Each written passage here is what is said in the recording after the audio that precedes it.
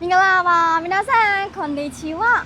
今日はမော်လမြိုင်တဲ့နင်ခီတော့အားတို့ဘာယေမော်လမြိုင်ဟိုတယ်တို့နိရတဲ့ခိမရှိဘာယေမော်လမြိုင်ဟိုတယ်တို့ကမော်လမြိုင်နော်ချူရှင်ဘူးနိအားတို့ဘန်ရီနာဟိုတယ်တို့ဒါစ်ခိုကြီးရရက်စတိုရန်အဲနော်အခုဆိုမို့ရခုအိုခုနော်ခန်းခါခုစာမာယာ โอเคအခုစာမာနိရီယောစာရဲတဲ့ဣရုဆိုဒတ်このホテルは私の会社の日本人の商社さんがよく宿泊で良いと聞きましたそれで日本の所有者さんへご紹介したいと思いこの動画を撮っていますホテルには全部で69客室があります。お部屋にはエアコンや Wi-Fi が完備されていて、とても快適に過ごすことができます。また、この部屋からシティビューを感じることもできます。とても綺麗ですね。これは、カペルの部屋です。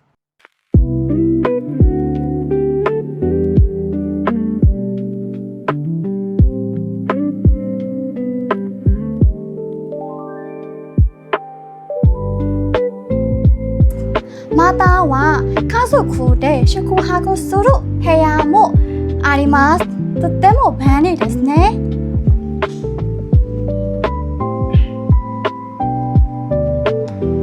内容にはレストランがあり、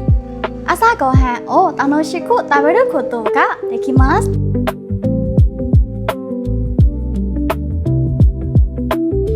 はい、ここにジムもあります。このジムの部屋からシティビューも見えます。とても綺麗で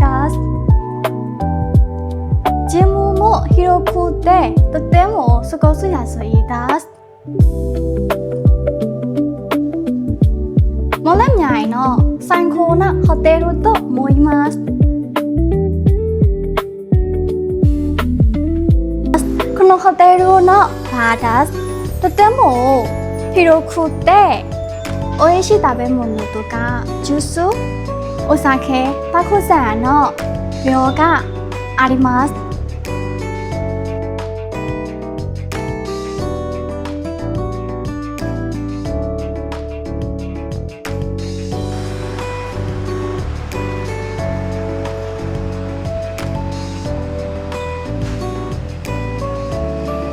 駐車場も完備されているためとても便利です。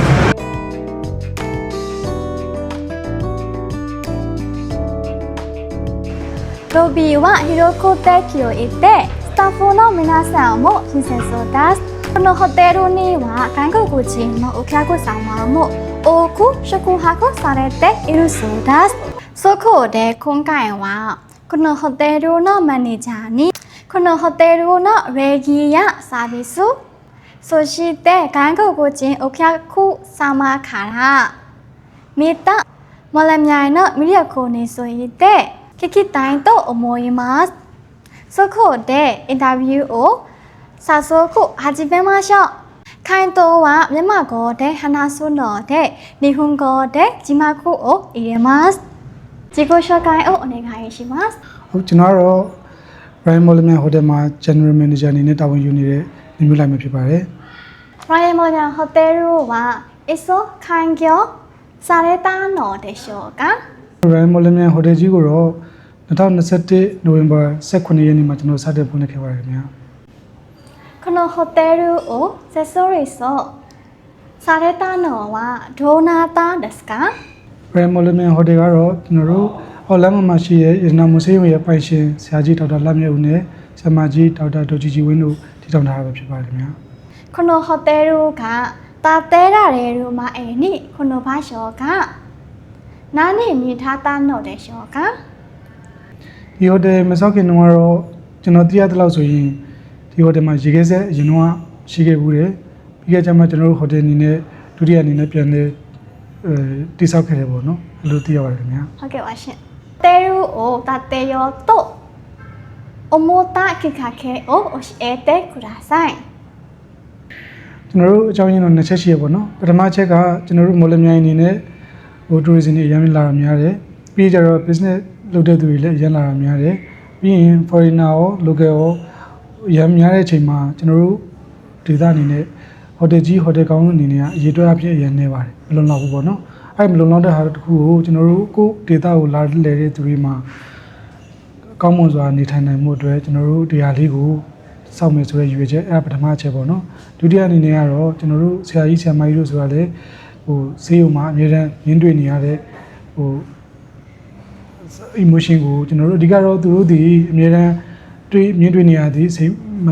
မချမ်းသာကြတယ်အများတန်းတွေ့ရတယ်အဲ့ဒါကိုစိတ်ချမ်းသာတဲ့စီးပွားရေးလေးတစ်ခုလုပ်မယ်ဆိုရင်ဟိုတယ်လုပ်ငန်းလုပ်ရင်ကောင်းမလားဆိုတဲ့အတွေးလေးတစ်ခုဒါကတော့ဒုတိယချက်ပေါ့အဲ့ဒါနဲ့ကျွန်တော်တို့ဟိုတယ်ကြီးကို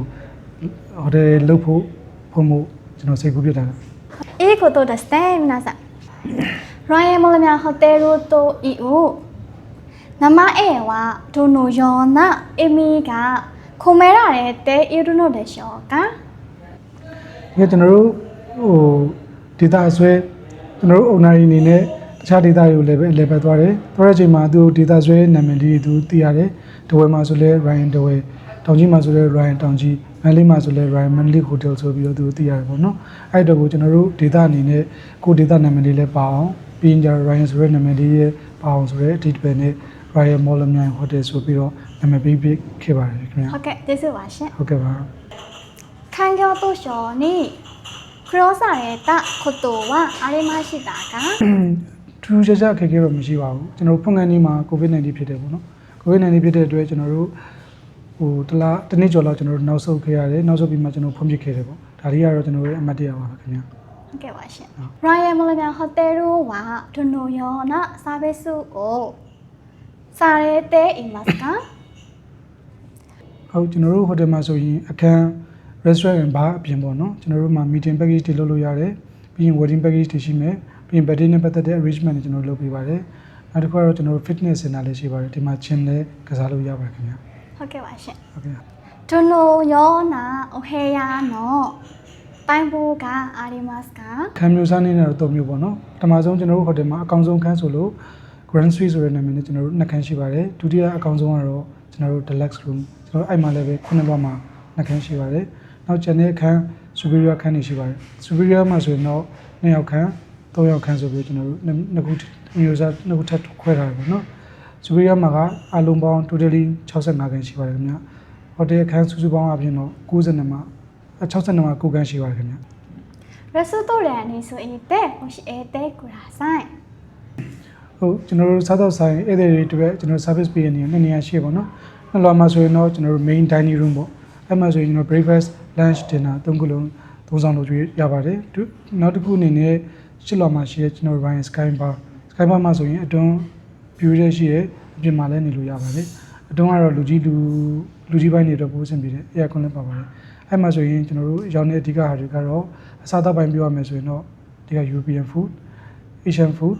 မှာဆိုရင်ကျွန်တော်တို့ Chinese food ပါမယ် Thai food ပါမယ်မြန်မာ food ပါမယ်ပေါ့နော် local food တွေလည်းကျွန်တော်စုံနေကျွန်တော်ထားပေးပါတယ်ခင်ဗျာ beverage ပိုင်းမှာဆိုရင်တော့ local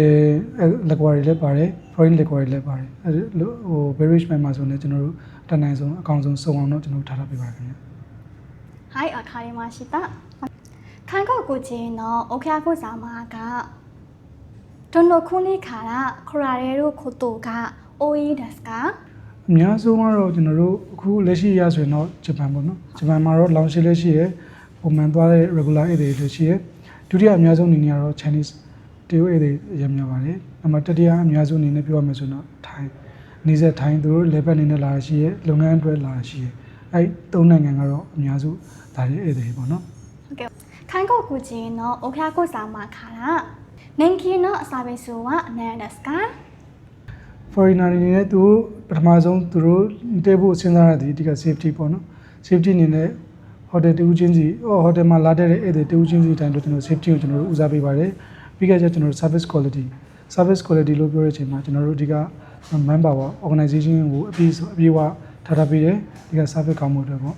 ဒါကတော့ဒုတိယပေါ့တတိယအနေနဲ့ကတော့ကျွန်တော် breakfast ဧည့်သည်တွေမနေ့မိုးလင်းသုံးဆောင်မှုဆိုရင်တော့ breakfast ကအရေးကြီးဆုံးနေမှာပါတယ်အဲ့အတွက်ကိုလည်း breakfast ကို အကောင်းဆုံးအနေနဲ့ကျွန်တော်ပြင်ဆင်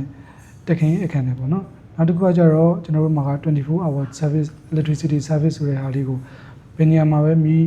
အဆင်မပြေဖြစ်ဖြစ်ကျွန်တော်တို့မှာကမီးအမြဲတမ်းအဆင်ပြေစေရမယ်ဆိုတဲ့အတွေ့အနဲ့ကျွန်တော်တို့ကအဓိကအဲ့အားသာချက်တွေကိုတော့အကောင်းဆုံးအမြဲမပြတ် queue site လုပ်ပေးပါတယ်ခင်ဗျာこのホテルに日本人のお客様が多く宿泊していると聞きましたが日本人のお客様からどのような挨拶をよく聞きますかဒီကကျွန်တော်တို့အမြဲတမ်းနှုတ်ဆက်ကျေးဇူးတင်စကားပြောတယ်အာရီကတိုပြီးတော့ကျတော့ကျွန်တော်မနေ့ပိုင်းနှုတ်ဆက်တဲ့ဆိုရင်ဝါယီပြီးရင်ကျွန်တော်တို့ evening မှာအမြဲတမ်းနှုတ်ဆက်တာကတော့ခွန်ပါဝါအဲ့ဒါလေးကိုအမြဲတမ်းကျွန်တော်တို့ဒါထဲမှာတော့ကြားလေးကြားတာရှိပါတယ်ခင်ဗျာはいわかりました皆さん朝食は美味しいと聞きました朝食ではどのような料理が食べるできますかဟုတ်မနေ့စာကိုတော့ကျွန်တော် Asian food ကျွေးတာများပါတယ် European အနေနဲ့တော့နေတယ်ပေါ့နော် Asian food မှာဆိုရင်ကျွန်တော် appetizer အနေနဲ့3မျိုးလောက်ပါမယ် salad အနေနဲ့3မျိုးလောက်ပါမယ် soup အနေနဲ့ဆိုလည်းပဲ3မျိုးလောက်ပါမယ် main course အနေနဲ့ vegetarian အသားအားလုံးပေါင်း5မျိုးလောက်ပါမယ်ပေါ့ totally ရပြောမယ်ဆိုရင်တော့ hot side မှာဆိုရင်ကျွန်တော်15မျိုးလောက်ပါတယ်ပေါ့နော်ပြီးတော့ကျတော့ bread station နဲ့ကျွန်တော်တို့ပါတယ်ပမုံနဲ့ပတ်သက်တာဆိုရင် cake counter လည်းပါသေးတယ်ပြီးတော့ကျတော့ fruit နဲ့ပတ်သက်တာဆိုလည်းကျွန်တော်တို့စုံအောင်ထည့်ပေးထားပါတယ်coffee tea juice အကုန်လုံးမျိုးပေါင်းရှိမယ်ဆိုရင်တော့25 30လောက်တော့ကျွန်တော်တို့အမြဲတမ်း breakfast မှာ service ပေးလို့ရှိပါတယ်ခင်ဗျာ次は初めてモレニャイを訪れる方におすすめしたい場所が何ですかမိုレမြိုင်မှာချိန်တိုတွင်းလာခြင်းနေဆိုရင်အချိန်သိမ့်မရဘူးဆိုတဲ့ဧည့်သည်တွေဆိုရင်တော့ကျွန်တော်တို့တောင်မော်တန်းဒါကလူကဧည့်သည်တွေပေါ့နော် foreigner ဧည့်သည်ဆိုလည်းပဲတောင်မော်တန်းမှာတကူကြီးဖျားရရှိတယ်ပြီးရင်မော်လမြိုင်မှာအစားအသောက်အရင်ကောင်းပါတယ်အဲ့အတွက်ကိုလည်းပဲကျွန်တော်ညာစည်းတန်းကို recommend လုပ်တယ်ပေါ့ညာစည်းတန်းမှာအစားအသောက်စုံစုံလင်လင်ရှိတယ်ရိုးရအစားအစာတွေရှိသလိုဒီနေ့ဒေတာကောင်းမွန်တဲ့အစားအစာတွေလည်းအများကြီးရှိပါတယ်အဲ့အတွက်ကိုဒီကညာစည်းရအောင်သွားဖို့တောင်မော်တန်းရအောင်သွားဖို့ပြီးတော့ကျတော့မော်လမြိုင်လို့လာလိုက်တာနဲ့အများကြီးတာဒီချက်ခမီဆက်ဆက်ကိုအများစုသွားကြတယ်ပြီးကြတော့တကူကြီးဖျားတခြားနေရာတွေမှာလည်းပဲကျွန်တော်တို့သွားလိသွားတာရှိပါတယ်အထူးသဖြင့်ကတော့ကျွန်တော်မွန်ပြည်နယ်နဲ့ခြုံမယ်ဆိုရင်တော့ချက်တီယိုစီဒီကိုသွားကြပါတယ်ဒါကတော့ local ရော foreigner ကိုသွားကြတဲ့နေရာတွေပေါ့ဟုတ်ကဲ့ပါရှင်ဟုတ်ကဲ့ဟုတ်မော်လမြိုင်ကလာတဲ့ဝါမိရိယခုကအနန္တတော့အမွေးမတ်ကာကျွန်တော်လည်းနေကံမဟုတ်ဘူးအဲကြတော့ကျွန်တော်လည်းဧည့်သည်တယောက်အနေနဲ့ပြောရမယ်ဆိုရင်တော့သူတို့ရဲ့ nature ပေါ့နော်သူတို့ရဲ့မွန်ရိုးရစကားပြောကြတယ်ဒုတိယတစ်ချက်အနေနဲ့ကသူမွန်ရိုးရဝတ်စုံမှုအမြဲတမ်းခါကြီးရဲ့ကြီးပွဲလန်းသမီးရှိရစဉ်မှာတမိုးထားပြီးဝတ်ဆင်ကြတော့တွေ့ရတယ်ပေါ့အဲ့ဒါလေးရလည်းပဲကောင်းတဲ့အချက်ဆွဲဆောင်မှုရှိတဲ့အချက်လို့ပြောလို့ရပါတယ်ခင်ဗျဟုတ်ကဲ့ပါရှင်ဟုတ်ကဲ့ကျင်းမို့တော့နော်အဆစမဲပြောရီဝနန်ဒတ်ကာကျွန်တော်စားဖို့တဲ့အထက်မှာကျွန်တော်ကြိုက်ဆုံးလို့ပေါ့နော်ဒီမှာလည်းပဲအဲ့ဒါ recommend လုပ်တာဟာပေါ့နော်ဒီကတော့ရေစင်မုန်ဒီမော်လမြိုင်ရောက်ရင်မော်လမြိုင်ရေစင်မုန်ဒီစားကြတယ်ပြီးရင်ချက်မွန်ချက်ပြီးရင်မွန်တောင်းနှစ်ချက်ပြီးတော့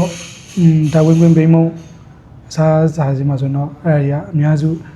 ချက်လဲချက်တယ်စားလဲစားကြတယ်သဘောလဲချကြတယ်ပေါ့ကိုနီနီဟိုနာမီနာဆန်အဲမက်ဆေ့ချ်ကိုお願いしますโอเคကျွန်တော်တို့မော်လမြိုင်ဟာဆိုရင်ရဟန်းလက်ပတ်စရာကြီးများတယ်ပြီးတော့ကြတော့စားစရာလည်းပေါ်တယ်ပြီးရင်နေမီရလည်းပဲအေးချမ်းသာရတဲ့နေမီလေးဖြစ်ပါတယ်ဆိုတဲ့အတွက်ကြောင့်ကျွန်တော်တို့မော်လမြိုင်ကိုရောက်တယ်ဆိုရင်အမြဲတမ်းကျွန်တော်တို့စီမှာလည်းလာတက်လို့ရတယ်လို့တခြားနေရာတွေလည်းပဲလိုက်ပို့ဖို့ကျွန်တော်တို့အနေနဲ့ဖိတ်ခေါ်ပါတယ်ဆိုတာပြောကြရင်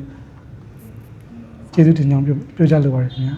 はいわかりましたありがとうございますありがとうございますကျေးဇူးတင်ပါခင်ဗျာはい今日はမော်လမြိုင်で人気のホテルRoyal မော်လမြိုင်ホテルを紹介しましたRoyal မော်လမြိုင်ホテルは静かなで綺麗なホテルですスタッフも親切そうでとても過ごしやすいですမော်လမြိုင်へ行く時はぜひ利用してくださいね最後まで見てくれてありがとうございました。また次回の動画で会いましょう。バイバイ。